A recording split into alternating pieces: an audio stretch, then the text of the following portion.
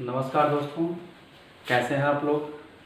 हम अभी तक बातचीत कर रहे थे पिछले वाले जो साउथ अमेरिका का जो टॉपिक था इस पे।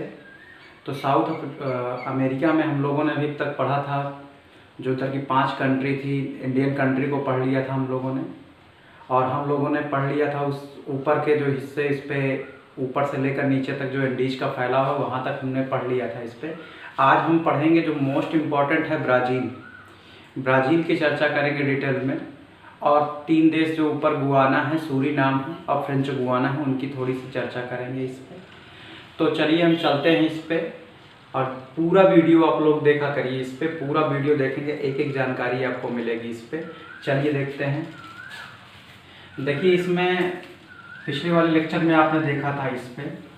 आप देखिए इस तरह से कुछ इसका मैप बनता है। आकृति इसकी अगर पूछा जाए तो त्रिभुजाकार है। आकृति इसकी कैसी है?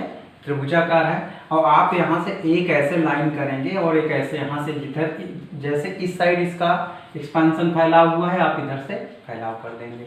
आप यहाँ से ऐसे कर लीजिएगा, एक ऐसे कर लीजिएगा। रफली आप थोड़ा सा ये यहाँ पर है, आप ऐसे इसको बना सकते हैं। तो यहाँ इन कंट्रियों के बारे में हम लोग पढ़ चुके थे। इस पे इन कंट्रियों के बारे में हम लोग पढ़ चुके थे। आप देखिए इस पे, यहाँ से आपका ये वाला जो कंट्री थी वो आपकी चिली थी, ये आपका पेरू था, ये आपका इक्वाडोर था, ये आपका कोलंबिया था, और ये वाला कोलंबिया में एक चीज़ आप समझ लीजिए, पन्ना के लिए बहुत प्रसिद्ध है। पिछले लेक्चर में हमने नहीं बताया था, पन्ना के लिए प्रसिद्ध है। और इसके बाद ये आपका वेनेजुएला है। वेनेजुएला के बाद 3 कंट्रियाँ इस साइड से और बनती हैं। जो 3 कंट्रियाँ हैं, एक कंट्री आपकी गुआना है, दूसरी कंट्री आपकी सूरीनाम है, और तीसरी आपकी फ्रेंच गुआना है। क्लियर है बात? तो आज हम इन तीनों को, ये बहुत ज़्यादा इंपॉर्टेंट नहीं, इस पे से क्वेश्चन ज़्यादा नहीं पूछता। देखिए, गुआना जो है वो उच्च भूमि है जो आपका अमेजन बेसिन से सटा हुआ है। इसकी जो राजधानी है, स्टार में कर दे रहा हूँ, इसकी राजधानी है जॉर्जटाउन। और यहाँ पर एक खासियत है, डॉलर चलता है। गुआना की जो मुद्रा है वो क्या है? आपका डॉलर है। सूरीनाम की राजधानी की बात करते हैं, पूछता है पारामारिबो। ये आपकी राजधानी है किसकी? सूरीनाम की। उपनिवेश था ये अभी तक, जो है अब जो ये है, अब अपना संप्रभु राष्ट्र बना है, पारामारिबो। और इसके बाद ये फ्रेंच गुआना की बात करेंगे। तो जो फ्रेंच गुआना है, यहाँ से आपका स्पेस शटल है जो फ्रांस के अधीन था आपका, ये यहीं पे आपका स्पेस शटल है जहाँ से भारी भारी उपग्रह छोड़े जाते हैं इस पे। तो इसकी भी राजधानी आपसे पूछ सकता है। इसकी राजधानी है केएन या केएना इसको बोलते हैं। इसकी राजधानी केएना। तो यहाँ से इसका थोड़ा सा इम्पोर्टेंट है राजधानी। इस पर बहुत ज़्यादा क्वेश्चन नहीं पूछते हैं। भौगोलिक स्थिति पूछेगा तो भौगोलिक स्थिति इसकी हम थोड़ा सा क्लियर कर दे रहे हैं। मैं इसको मिटा दे रहा हूँ यहाँ से। भौगोलिक स्थिति थोड़ा सा देख लीजिएगा इसको कि कहाँ कहाँ पर है इस पे। देखिए यहाँ से अगर यहाँ से करेंगे इस पे, तो ये आपका ये वाला पार्ट वेनेजुएला वाला, यहाँ से 3, तो एक साइड आप देख रहे हैं कैरेबियन सागर पड़ेगा गुआना के। ये आपका गुआना हो गया मान लीजिए। यहाँ पर सूरीनाम में भी पड़ेगा और आपका फ्रेंच गुआना में भी पड़ेगा। ठीक है। और इस साइड आप देख रहे हैं अमेजन का बेसिन, अमेजन जो मैदान बनाता है, अमेजन नदी घाटी। तो अमेजन एक साइड पड़ता है, यानी ब्राजील पड़ता है, और एक साइड आपका कौन सा? कैरेबियन पड़ता है इस पे। इसकी बात करें गुआना, तो गुआना के पूरब में आप देखेंगे सूरीनाम है, उत्तर में आप देखेंगे कैरेबियन सागर है। ये कैरेबियन सागर है इस साइड, कैरेबियन सागर। और इस साइड आपका पड़ेगा कौन सा? ब्राजील पड़ेगा गुआना के। तो गुआना बहुत ज़्यादा इंपॉर्टेंट नहीं है, इस पे बहुत ज़्यादा से क्वेश्चन नहीं। तो गुआना से थोड़ा सा इस साइड, ब्राजील के साइड उच्च भूमि है, जिसको बोलते हैं गुआना उच्च भूमि। गुआना का पठार है, थोड़ा सा पठारी हिस्सा है गुआना उच्च भूमि, जहाँ पर कटीली घासें पाई जाती हैं, लानोज टाइप पे। इस पे लानोज टाइप की कटीली घासें पाई जाती हैं इस पे, इस घाटी पे। यहाँ पर जो है कटीली घास पाई जाती हैं। तो ये इम्पोर्टेंट उतना नहीं है। तो हम लोग पढ़ते हैं आज ब्राज़ील, जो कि मोस्ट इम्पॉर्टेंट है। इस पे सबसे इम्पॉर्टेंट है ब्राज़ील और अर्जेंटीना, दो देश हैं इस पे, बहुत इंपॉर्टेंट है इस पे। तो हम बात करेंगे ब्राज़ील की, चलते हैं आज पढ़ते हैं ब्राज़ील, इसकी बात करते हैं ब्राज़ील की। तो हेडिंग हम लगाते हैं ब्राज़ील इस पे। तो ब्राज़ील की देख लीजिएगा, यहाँ से हम मैप पे देखेंगे इस पे आज ब्राज़ील को। तो ब्राज़ील देख रहे हैं यहाँ से, मैंने उस दिन बताया था कि सबसे ज़्यादा जो सीमा बनाता है ये बनाता है कौन, आपका ब्राज़ील। 11 देशों से सीमा बनाता है। तो ब्राज़ील के बारे में पॉइंट आउट हम कर लेते हैं इस पे, यानी ये मैप में बात करेंगे इस साइड से ऐसे। तो यहाँ से अगर आप ये इसको निकाल दीजिए, सबको इधर से ऐसे निकाल दीजिए, ये ऐसे निकाल दीजिए, ये वाला हिस्सा ब्राज़ील का होगा। किसका हिस्सा होगा, ब्राज़ील का होगा। तो ब्राज़ील की खासियत क्या है कि ब्राज़ील से, यहाँ से देखिए पहली खासियत, ब्राज़ील से सबसे पहले चीज़ तो निकलती है एक आपका, इधर से जाती है मकर रेखा, मकर रेखा जाती है। और ऊपर से देखिए ब्राज़ील से ही जाती है आपकी कौन सी, विषुवत रेखा, विषुवत रेखा। कितने कंट्रियों से टच करता है, कुल 11 देश से टच करेगा, कुल 11 देश से टच करता है। जनसंख्या के दृष्टिकोण से, जनसंख्या के दृष्टिकोण से 5वें स्थान पर है। और क्षेत्रफल के दृष्टिकोण से भी ये 5वें स्थान पे है पूरे विश्व में। विश्व में क्वेश्चन बहुत पूछता है, विश्व में जनसंख्या के दृष्टिकोण से अगर बात किया जाए या क्षेत्रफल के दृष्टिकोण से बात किया जाता है, तो सबसे नंबर 1 पर जो आता है उसका जो नाम है वो आपका क्या है, ब्राज़ील है। 55 याद कर लीजिएगा, ब्राज़ील क्या है, 55, यानी जनसंख्या और क्षेत्रफल दोनों में किस स्थान पर है, 55वें स्थान, सॉरी 5वें स्थान पर है दोनों। 55 से एक ट्रिक मिल गई हमें यहाँ से। तो ये यहाँ से हुआ। अब हम इसकी आकृति की बात करते हैं। तो ये जो आपकी आकृति है इसकी बहुभुज आकार की, कुछ इस तरह से आप देख रहे हैं इस पे, बहुभुज आकार की। तो इसका जो उपनाम है, तो यहाँ से हम इसका उपनाम कर सकते हैं, उपनाम, उपनाम इसको बोलते हैं सूखे आकार का बहुभुज, का बहुभुज। कंट्री कितनी टच कर रही थी, 11। क्षेत्रफल में कितने पे था आपका, 5 था। जनसंख्या में कितने पे था आपका, 5 था। मैं लिख दे रहा हूं सब। अब यहां से देख लीजिएगा, राजधानी की बात करते हैं, ब्राजीलिया, ब्रासीलिया भी बोलते हैं, ब्राजीलिया। ये ब्रासील नामक एक फूल होता है, एक पौधा होता है जिसको रेडवुड बोलते हैं। क्या बोलते हैं, रेडवुड। ये लाल कलर का जो पौधा था, उसी के कारण ब्राजीलिया के जो वो ब्राजील का जो फूल था वो रेड कलर का, उसी के कारण इसका नाम क्या पड़ा, ब्राजीलिया पड़ा। ब्राजीलिया। तो कभी कभी क्वेश्चन पूछता है कि ब्राजील का नाम ब्राजील क्यों पड़ा, या ब्राजीलिया की जो उसकी राजधानी है उसका नाम किससे। तो ब्राजील नाम का, जिसका इंग्लिश में रेडवुड बोलते हैं, किस कलर का पौधा है, रेड है। और एक टेरा रोसा मिट्टी पाई जाती है जो लाल कलर की होती है, रेड कलर की होती है, टेरा रोसा, जिसमें कहवा काफी अच्छा होता है। वो भी आपका इंपॉर्टेंट है, वो भी क्वेश्चन आपसे मंडी परिषद में पूछा गया था। तो चलते हैं, यहाँ से बात हुई, इसकी उपनाम की बात हो गई, ब्राजील का जो इस पे राजधानी हो गई, इसकी बात हो गई। अब हम जब चलते हैं इस पे आगे वाले पार्ट पे चलते हैं, तो ब्राजील को हम मुख्यतः 4 भागों में बांट कर पढ़ेंगे, क्योंकि इंपॉर्टेंट है, ये बड़ा देश है। तो मुख्यतः हम ब्राजील को 4 भागों में बांट लेते हैं। तो हम एक डायग्राम बनाते हैं थोड़ा सा इसका, यहाँ से हम इसको मैप से थोड़ा सा समझेंगे। आप यहाँ से देख लीजिएगा, ये वाला आपका हिस्सा, यहाँ से आपका ये हिस्सा था, यहाँ से आपका ये वाला हिस्सा था, इसको आप समझ लीजिएगा। अगर यहाँ से मैं करूँ इस साइड से ऐसे, और फिर ये वाला कुछ हिस्सा ऐसे था, यानी ये पूरा पार्ट आपका ब्राजील था। मैं बाहर लिख रहा हूँ ब्राजील, खूब ध्यान से बात समझिएगा। ये बीच वाला जो हिस्सा था क्या था, ब्राजील था। तो ब्राजील का एक हिस्सा देखिए, ये गुआना उच्च भूमि में इसको बांट देते हैं। उसके बाद ये हम हिस्सा बांट देते हैं इसको, ये वाला जो हिस्सा है आपका, ये वाला जो हिस्सा है, दूसरे पेन से बना लेते हैं इसको। ये वाला जो हिस्सा है इसको हम अमेजन बेसिन कहते हैं, इस साइड से अमेजन बेसिन, अमेजन, बाहर इसको भी लिखेंगे क्योंकि अभी नदी को मेंशन करना होगा, अमेजन बेसिन। और ये वाला जो हिस्सा है यहाँ से, ये वाला तटीय भाग, और ये बीच वाला जो भाग है, रेड वाला मार्कर है, ये बीच वाला जो हिस्सा रहने दो। ये आपका देख लीजिए, बीच वाला हिस्सा की बात करेंगे तो ये वाला आपका जो है ब्राज़ील का पठारी भाग है। ब्राज़ील का पठारी भाग, ब्राज़ील का पठारी भाग, पठार वाला भाग। ये तटीय भाग है, इस पे ये ब्राज़ील का तटीय भाग है। यानी मुख्यतः कितने भाग हो गए? 4 भाग हो गए, 1 2 3 और ये कौन सा हुआ? 4 हुआ। मुख्यतः हम 4 भागों के रिस्पेक्ट में इसको पढ़ते हैं। हम 4 भागों के रिस्पेक्ट में पढ़ते हैं, तो आप इसको समझ लीजिए। ये आपका पहला भाग क्या था? गुआना वाली उच्च भूमि की। दूसरा वाला जो भाग की बात करेंगे तो ये वाला भाग कौन था? अमेजन बेसिन था। ये ब्राज़ील का पठार था और ये क्या था? ब्राज़ील का तटीय भाग था। अब आप यहाँ से देख लीजिएगा कैसे हम इन चीज़ों को समझते हैं, थोड़ा सा करते हैं, इनको ध्यान दीजिएगा इस पे। अब देखिए यहाँ पे था कि सबसे इम्पोर्टेंट होता है इसमें ब्राज़ील का, हम ऊपर से पढ़ते हैं। यहाँ गुआना उच्च जो भूमि है, गुआना उच्च भूमि की बात करते हैं।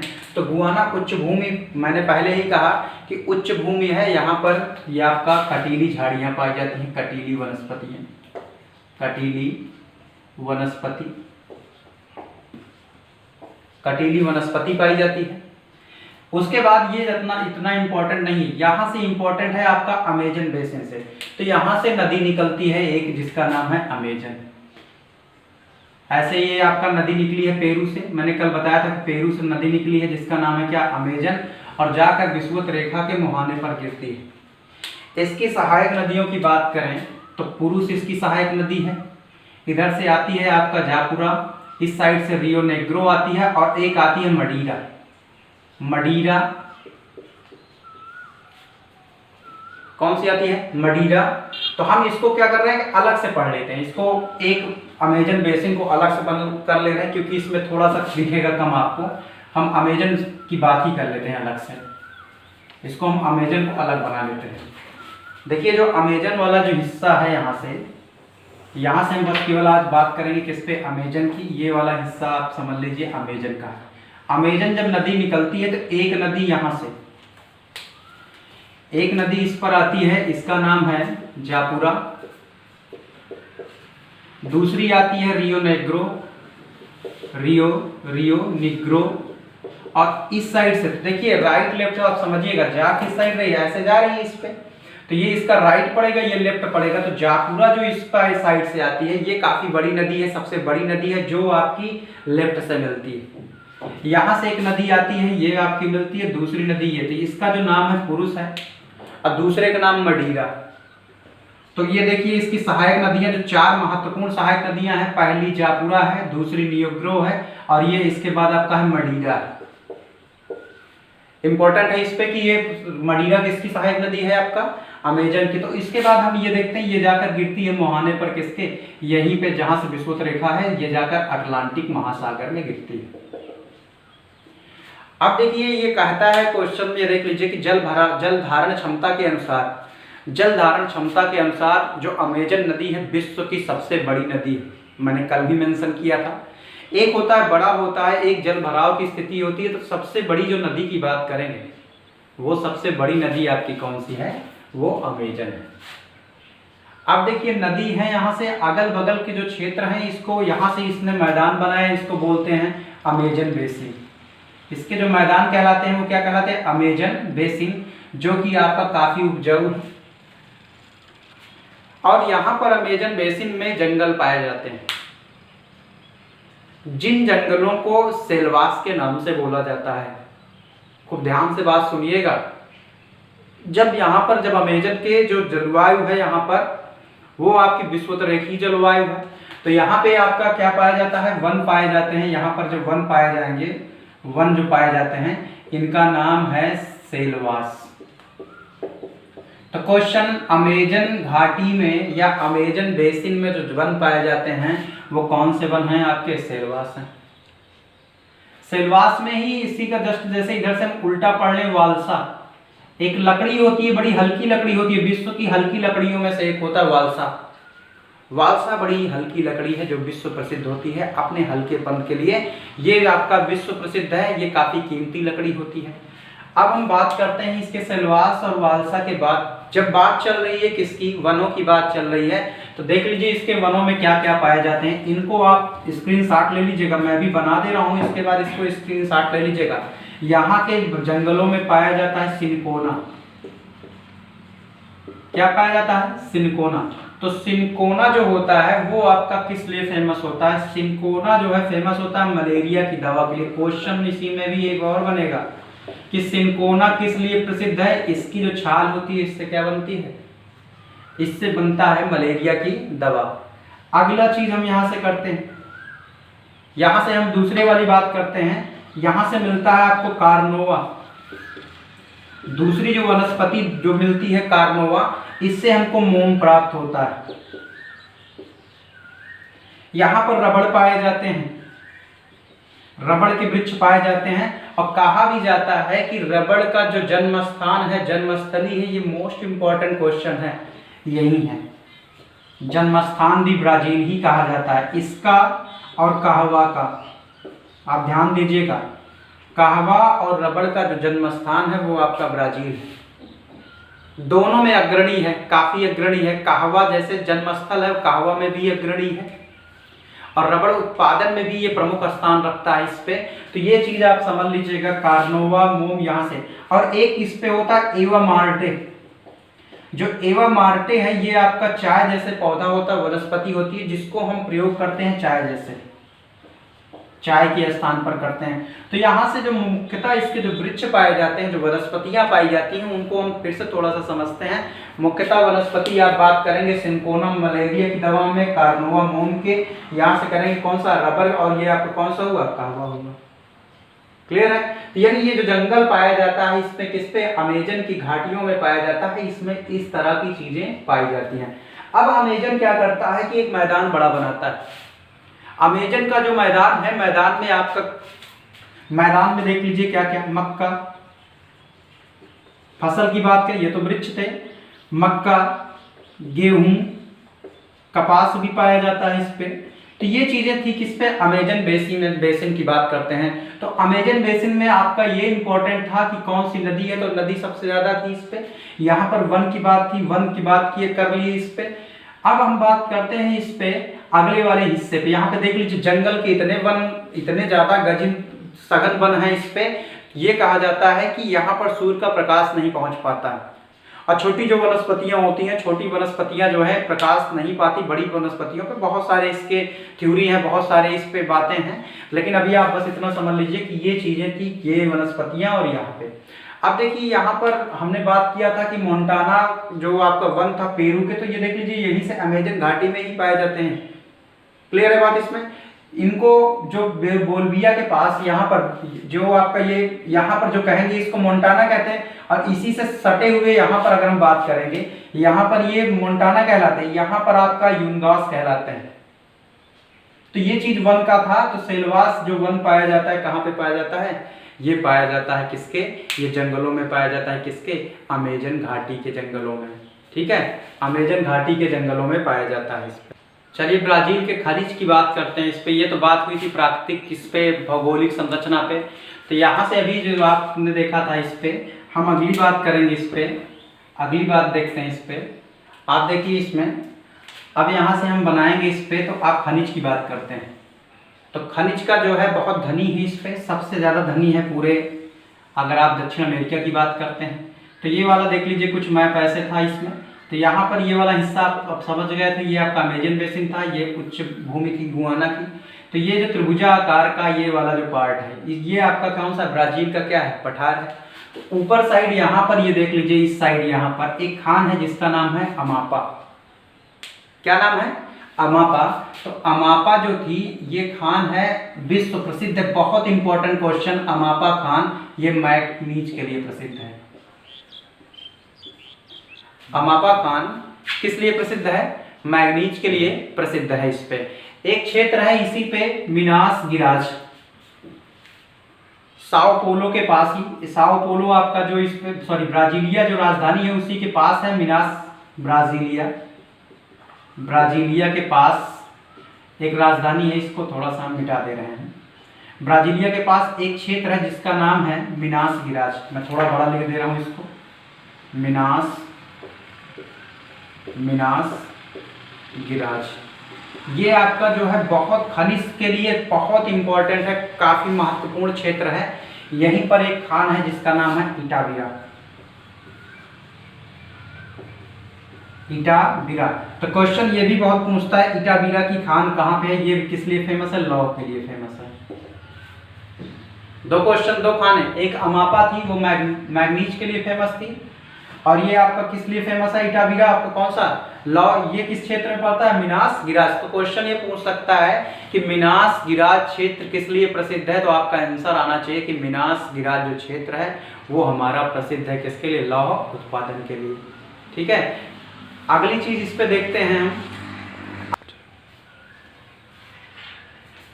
यहीं पर आपका रियो डी जेनेरियो शहर है तटीय भाग पर, वहां पर आपका थोरियम भी पाया जाता है, थोरियम और मोनोजाइट।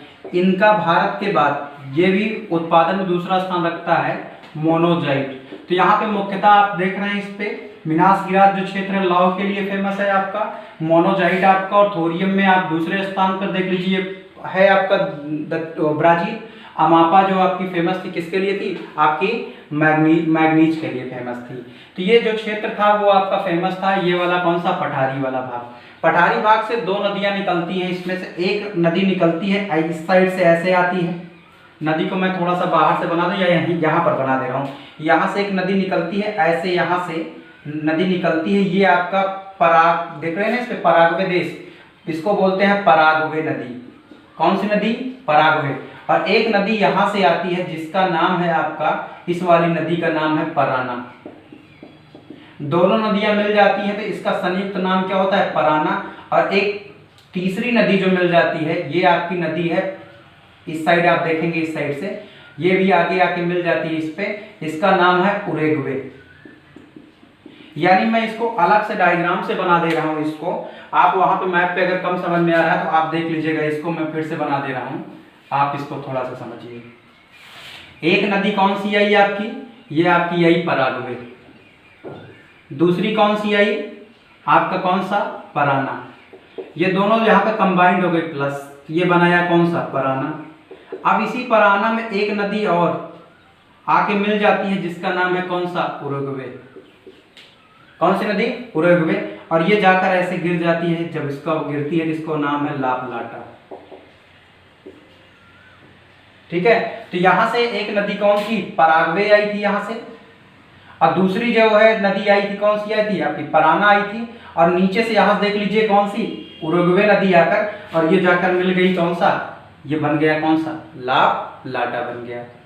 अब आप यहां से ध्यान दीजिएगा इस बात को, यहां से देख लीजिएगा इस जो संयुक्त धारा परान्वे और ला प्लाटा, तो यहीं से एक उस ला प्लाटा दर्रा भी जाता है, एक यहां से देख लीजिएगा वालपरेजो, चिली के पास से, यहां से देखिए चिली के पास है वालपरेजो से ब्यूनस आयर्स। ब्यूनस आयर्स आपका अर्जेंटीना में है। एक आपका रास्ता जाता है जिसको बोलते हैं ट्रांस इंडियन रेल मार्ग, यहीं से एक रास्ता जाता है उस लाप्टा दर्रा से होते हुए, यानी यहां से ये आपका हुआ कौन सा, ट्रांस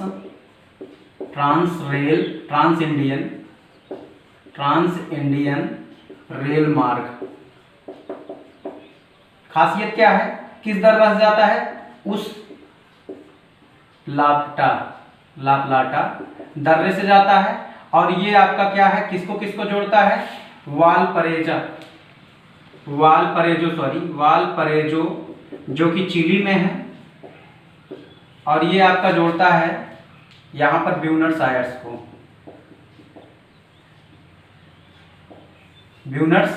जोड़ता है।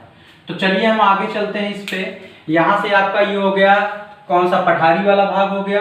अब हम बात करते हैं ब्राजील के तटीय भाग में। तो समस्त जनसंख्या जो है इस पे ब्राजील की समस्त जनसंख्या जो है उसका 2/3 भाग ये तटीय भाग पे करता है। तो यहीं पर बड़े बड़े शहर हैं इस पे, जो इसके नगरीकृत की बात करते हैं, साओ पालो जो है आपका सबसे नगरीकृत एक शहरों में से दक्षिण अमेरिका के एक है इस पे। तो हम डायग्राम से उसको, इसका आप स्क्रीनशॉट ले लीजिएगा इस पे। तो आप देख लीजिएगा ट्रांस इंडियन रेल मार्ग आपका कहाँ से, चिली के वालपरेजो से जहाँ जाता है, कहाँ पर आपका, ब्यूनस आयर तक आपका जाता है। तो चलिए इस पे देखते हैं आगे। देखिए इस पे यहाँ से हम बात करेंगे तो ये देखिए, इस पे हमने कहा था कि ये ब्राज़ील है आपका, ये इस साइड से ऐसे यहाँ से। तो ब्राज़ील का अगर यहाँ से हम बात करें तो ये ब्राज़ील का तटीय भाग था, ये अमेजन वाला भाग था, ये पठारी भाग था, ये वाला कौन सा भाग था, तटीय भाग। तो तटीय भाग में आप देख लीजिएगा, एक शहर दो शहर, यहाँ पर आपका रियो डी जेनेरियो और थोड़ा सा ये किनारे पर रियो डी जेनेरियो, और ये आपका यहाँ पर पड़ता है साओ पालो, साओ पालो। तो साओ पालो में एक बंदरगाह है जिसका नाम है सैंटोस। क्या नाम है, सैंटोस, जो कि आपका काफी पत्तन के नाम से भी जाना जाता है, काफी पत्तन के नाम से जाना जाता है। किस नाम से जाना जाता है, काफी पत्तन के नाम से जाना जाता है। तो साओ पालो वाले जो क्षेत्र में सबसे ज्यादा काफी का उत्पादन होता है, इसीलिए इसको कहवा, कहवा का देश भी कहते हैं इस पे। तो कहवा की जो खेती होती है, कहवा मतलब काफी की खेती, इसको बोलते हैं फजेंडा। क्या बोलते हैं, फजेंडा। फजेंडा क्या है, कहवा की खेती। तो सबसे ज्यादा किस बंदरगाह से होता है, सैंटोस बंदरगाह से। सैंटोस बंदरगाह कहाँ पे है, साओ पोलो। कहाँ पे, तो सैंटोस बंदरगाह क्या कहलाता है, काफी पत्तन, काफी बंदरगाह, काफी की खेती को क्या कहते हैं, कहते हैं फजेंडा। तो लोग ज्यादातर यहाँ पर किसकी खेती करते हैं, काफी की खेती करते हैं। और काफी की खेती की बात करेंगे तो यहाँ पे मिट्टी कौन सी चाहिए, तो काफी के लिए मिट्टी जो चाहिए वो टेरा रोसा चाहिए। कौन सी मिट्टी चाहिए, टेरा रोसा। और टेरा रोसा मिट्टी कैसी है, लाल रंग की है। वैसे भी लाल मिट्टी जो आपकी होती है वो आपकी कॉफी के लिए जो है लाभदायक होती है। तो ये टेरा रोसा मिट्टी का कलर किस कलर का होता है, रेड कलर की होती है, ये आपका इंपॉर्टेंट है इस पे। तो यहाँ से आपका फजेंडा क्लियर हुआ। ये क्या हुआ, कहवा के जो बागान है, खेती है, उनको आप फजेंडा कहते हैं। सैंटोस बंदरगाह को काफी पत्तन भी बोलते हैं, काफी बंदरगाह। रियो डी जेनेरियो आपका फेमस है रियो सम्मेलन के लिए जो 1992 में हुआ था, एजेंडा 21, जहां पर 5 समझौते हुए थे। ये इंपॉर्टेंट पूछता है कितने समझौते हुए थे पृथ्वी सतत सम्मेलन में, 5 समझौते हुए थे। एजेंडा क्या था उसका, जो थीम थी, जो उसका प्लान था, एजेंडा 21 था। इसमें 5 समझौते हुए थे। तो क्वेश्चन ये पूछता है, तो रियो डी जेनेरियो आपका एक बड़ा शहर है जो किसके किनारे है, आपका अटलांटिक महासागर के किनारे है। इस पे साओ पालो अगर बात करेंगे तो सबसे बड़ा शहर है। अगर बात किया जाए साओ पालो सबसे बड़ा नगरीकृत देश है किसका, जो शहर है ब्राजील का। इस पे तो साओ पालो, और इसी के ऊपर है आपका ब्राजीलिया जो इसकी क्या है, राजधानी है। तो रियो डी जेनेरियो जो आपका फेमस है किसके लिए, एजेंडा 21 के लिए फेमस है, जहां पर 5 समझौते हुए थे। सैंटोस बंदरगाह काफी बंदरगाह के नाम से प्रसिद्ध है, कहवा की खेती के लिए है। जो कहवा की खेती के लिए मिट्टी चाहिए वो टेरा रोसा होती है। तो टेरा रोसा मिट्टी कहाँ पाई जाती है, ब्राजील में पाई जाती है। क्लियर है बात इसमें। अब अगर कोई आपसे पूछता है किस कलर की है, तो आप आंसर दे सकते हैं किस कलर की, रेड कलर की है। अब देखिए रियो डी जेनेरियो हो गया, आपका साओ पालो हो गया, तटीय भाग। तो यहाँ पे जो जनसंख्या है मैक्सिमम 2/3, 66 से 2/3 के आसपास जो जनसंख्या है वो निवास करती है, यहाँ पर तटीय क्षेत्रों में निवास करती है। यहाँ पर नगरीकृत जो संख्या, नगरीकृत जो जनसंख्या है वो आपका जो रेशियो वो आपका क्या है, ज्यादा है इस पे। अब क्वेश्चन ये भी बन सकता है कि इसको सूखे अकाल का बहुभुज क्यों कहते हैं। तो प्राचीन जो आपके बहुत पहले इस पे क्या हुआ, तो सूखा पड़ा था, इसलिए इसको सूखे अकाल का बहुभुज भी कहते हैं इस पे। चलिए अगली बात करते हैं हम इस पे। मैं अगला चीज इस पे है कि आपका ये ब्राजील का हुआ इस पे। तो ब्राजील में एक जो आपका अर्जेंटीना और ब्राजील के बॉर्डर की बात करते हैं, ये आपका बाउंड्री यहाँ पे बनता है अर्जेंटीना के साथ, यहाँ पर इस साइड। तो यहीं पर एक जलप्रपात है जिसका नाम है इगुआकू, इगुआकू। तो इगुआकू जलप्रपात कहाँ पर है, ब्राजील और अर्जेंटीना के बॉर्डर पर है इस पे। तो ये बात की किसकी, ब्राजील की बात की। कल हम बात करेंगे इस पे आगे वाले टॉपिक पर, अर्जेंटीना की बात करेंगे, पराना और पराग्वे, बोलिविया।